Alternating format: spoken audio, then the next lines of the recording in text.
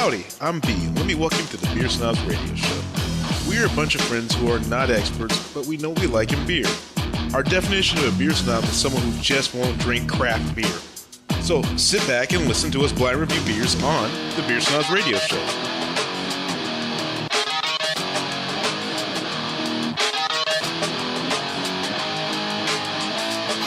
Calling all beer snobs, how you guys doing today? I am B, and to my left is Shauna. Across the table, Big Rob. and to my right, Damon. guys. You know, the prevalence of the internet world, you get a lot of things, and what I found out is the things that get the most views and most hits are lists, like the top 5 beers you have to try this summer, or the top 20 beers you need to taste in your lifetime, or the top beers that are made with all GMO products, whatever the hell it is. What do you think about this population of list of what people should be drinking or why they should be drinking it, or the best stout this or the best whatever? I mean, my personal opinion of all of it is that F you, the best beer I'm ever going to have is the one in my hand until I get another beer in my hand. I don't need anything more than that. I will drink whatever comes towards me. But the fact that you think that your ranking is so much more important than everybody else. And I think that's the problem that happened with Pliny. Is Pliny was on the top of every fucking list you can think of. Then when you finally get it, you're a little underwhelmed. It's a good beer. Not to say anything it's not. It's a really good IPA, but you're expecting, like, you know, the clouds sunshine to shoot out of it. Yeah, you clouds apart and music and angels to sing when you start drinking it, and you're just like, okay, it's there.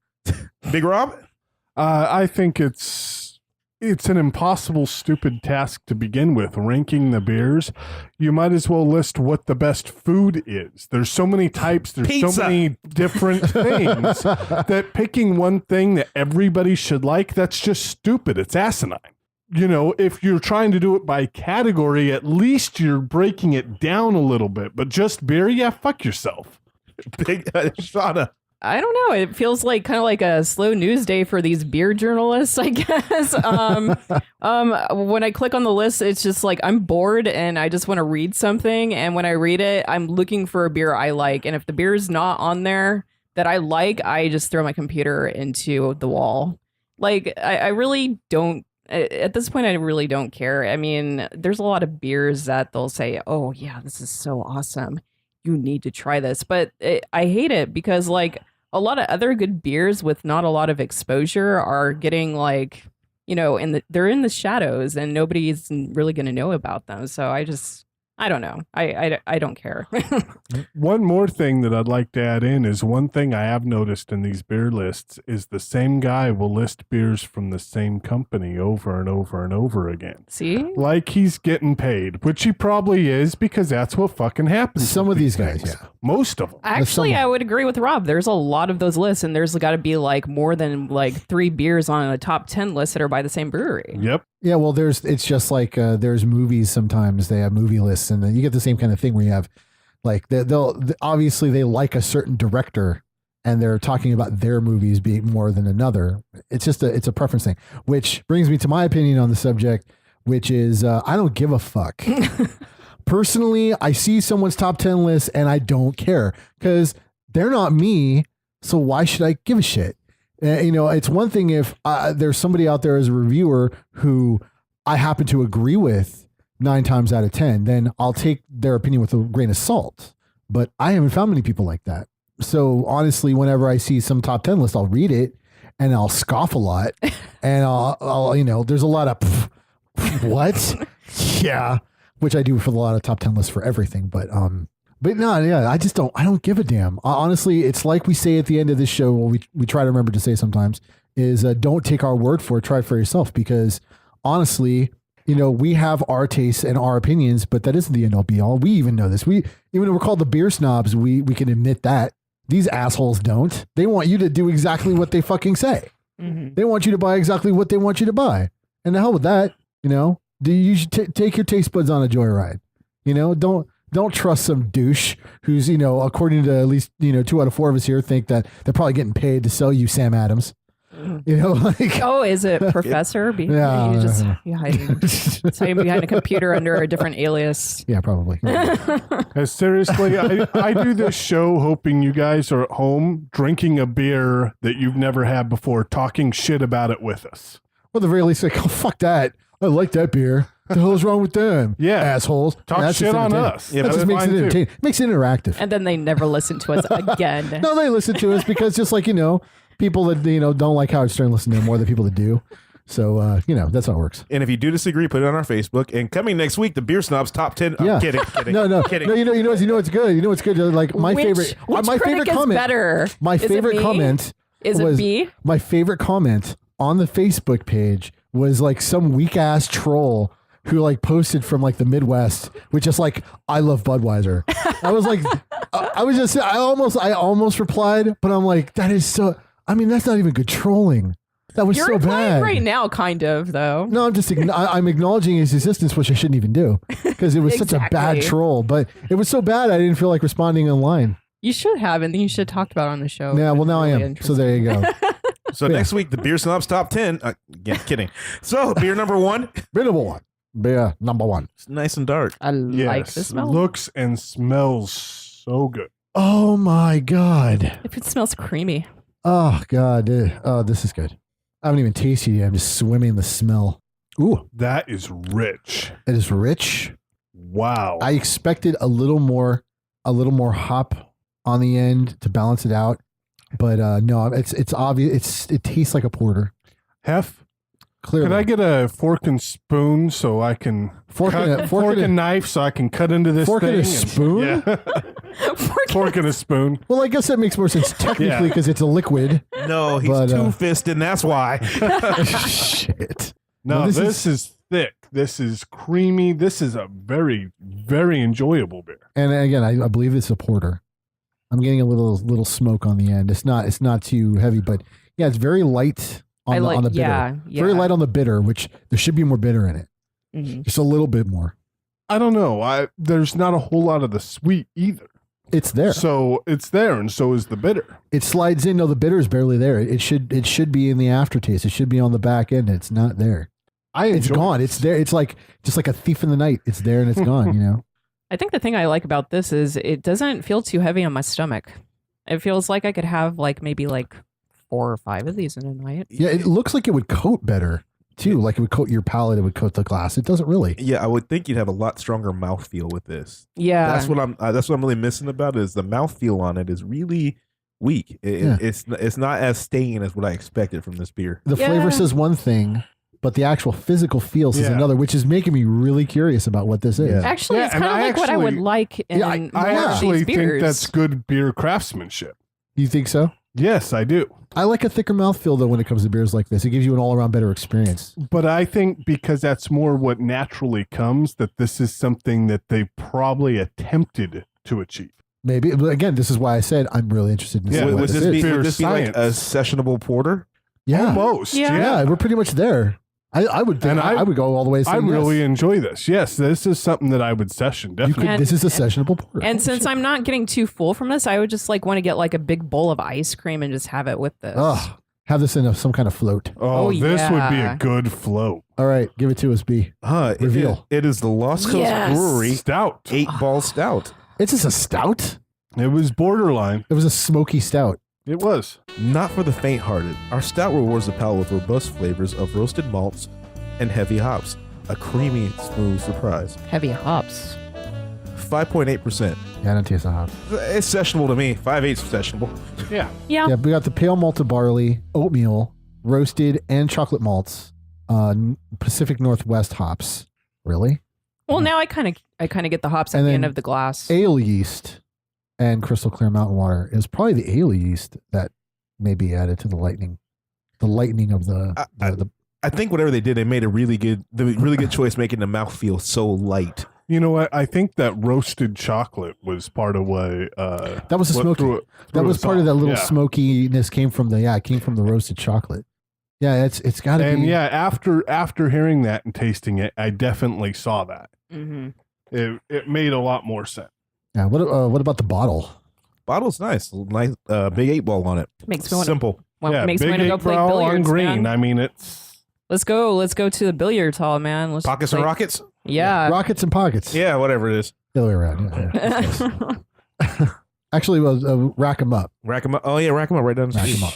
Yeah, I think the bottle's simple. I appreciate the simplicity of it, but I'm just more impressed with the beer that we got. The beer in general was it like we said, it was probably the best sessionable porter you'd ever have. Yeah. But it's a stout, so it's like a sessionable stout. So it's the best sessionable stout you ever had, and it's really good just to sit there and just drink it, and you're not being overwhelmed. Like, we had Guinness when we first started drinking this type of stuff, and it was really overpowering whenever you try to drink it. Sessionable, number one, sessionable. Number two, like interesting for a stout. With chocolate, it's chocolate stout technically, but not like a chocolate stout like you might have had before because it wasn't overwhelming with the chocolate. Or overwhelmingly sweet of any kind or anything. And the chocolates usually have that extra bitter on the back of your throat, which just didn't have either. Yeah. I'm wondering how much this actually was. $1.49. Wow. For a single, This is Single. more, this is more than worth it.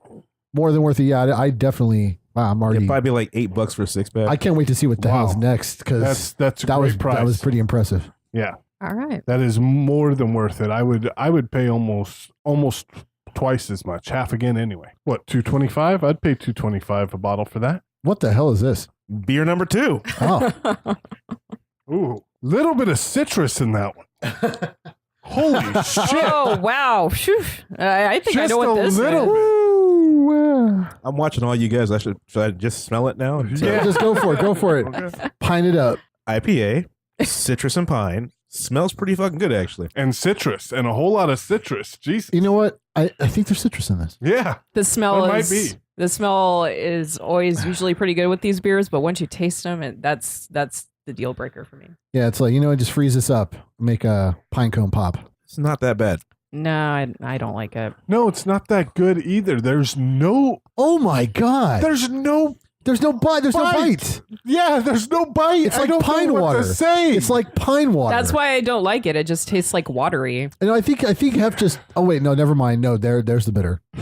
It's all in the aftertaste. I don't got It it. No. sneaks up on you. You wait. It'll come into it'll hit your tongue. You just gotta wait. No. Breathe. IPA, and you're talking a little bit. Yeah, there's a bite. No, that's not a bite. God damn it! It sneaks if up you're on you. thinking about it, gotta look for it. And an IPA, it ain't fucking there. This tastes like a pine cone just had diarrhea.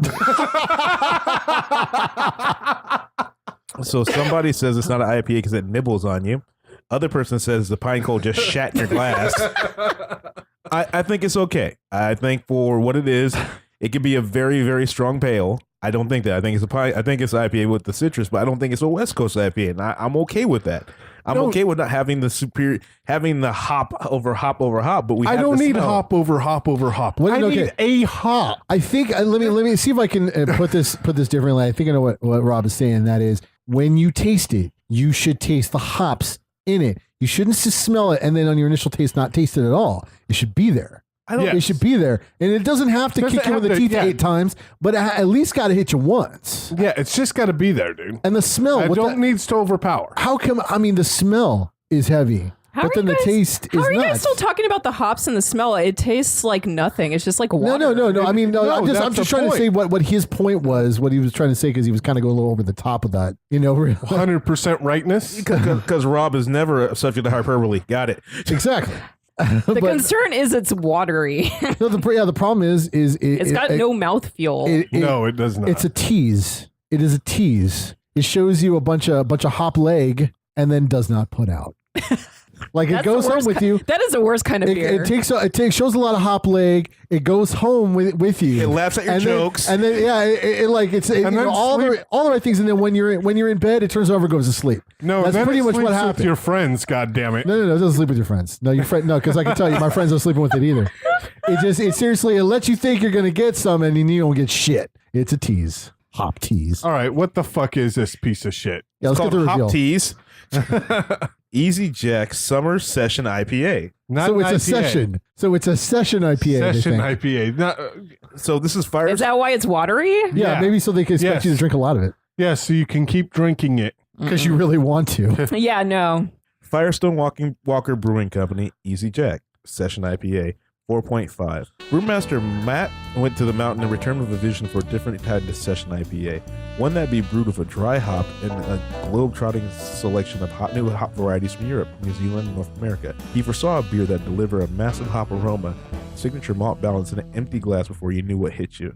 So the newest member of our Jack IPA family was born. Well, I All right. have to say that at least, okay, he wanted it to have a heavy smell without the heavy session. And taste. that's why He hit the mark. He did. They made what they He wanted. did what he was trying to Didn't do. really I care do for give it, him though. that. I want really care Rob's. for it. I want Rob's water. Let's see this. Yeah, let's see the bottle. 4/24/14. It's pretty new. Mm. That bottle on, yeah. Mm. So yeah, it was still good. It was made for this summer. Yeah, it was still good. I understand your guys' concerns with it. I think it's not that bad of an IPA. I understand why Shauna hates it because it doesn't have the kick to it. But I do. It has a kick. It's just there's no mouthfeel. That's what really irritates me. Yeah, Well, you I can think drink that's the a intention bunch with of the these. session, Yeah, I think he made whatever he was trying to do. Yes. He did it. He did the best of his ability, and I think he did a good job of it. I think it's an okay IPA, and that's why Yeah. I'm like. We have local breweries right now that are doing triple IPAs that are nowhere near as hoppy as double and single IPAs we've been having.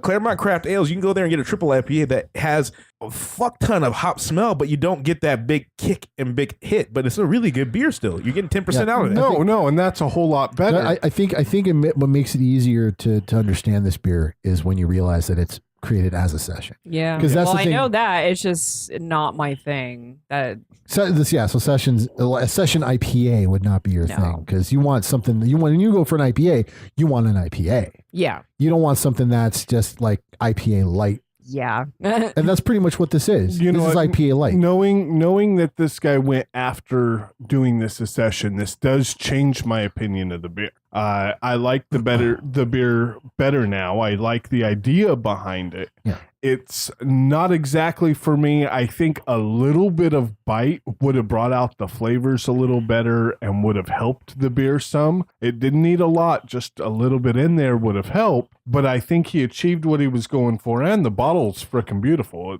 It looks great. I honestly, I realize now this is a session show.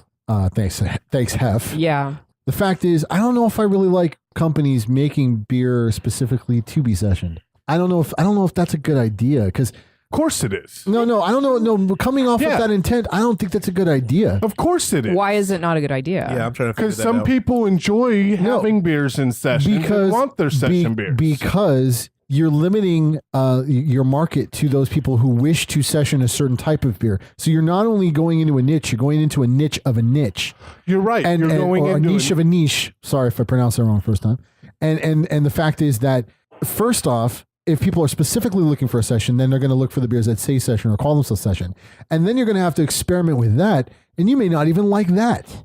all right. It's better. I mean, at that point, I'd rather go for an IPA I already know I can session. You know, I don't want to go for the one that they're trying to make it session because it might miss the mark. And in this case, for two people who, I mean, I wouldn't be at fault in saying you guys both like to some extent IPAs. I'm not a big fan. I like them, but Yeah, not like you're that's all you drink because we're not like that here. Mm-hmm. But the fact is that you were both let down by the taste initially, and that might end up happening.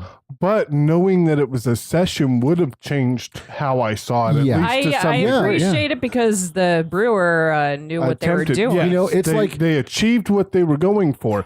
And there's nothing wrong with them making a session beer purposefully because you're saying it's a niche of a niche and you're going and you're bringing it way down the amount of What I'm people saying that are is- going to want it, but the amount of beers that are that little niche are you and nobody else. So guess what? All those people that want that are going to buy you and one other guy. No, but so you're still going to get a large share of the of what you would go after. But anyway. the point is when you session, usually that's the stuff you tried before that has a lighter flavor that you know. That's how most people session. They don't go out looking for beers that are made as session. That's just weird. You go out and you do that and you buy these beers. You're going to buy a lot. If you want to session it, you're going to buy a lot of them. What if you don't like them? That's the problem. You're running out there. Basically, everyone at home. At least you get to see the bottle and you get to see what it says. But you're still running blind at it, and you don't know if you're going to like it as a I session. disagree with you because I've gone looking for session beers before in the past, And I went and I picked up about 6 of them at Total Wine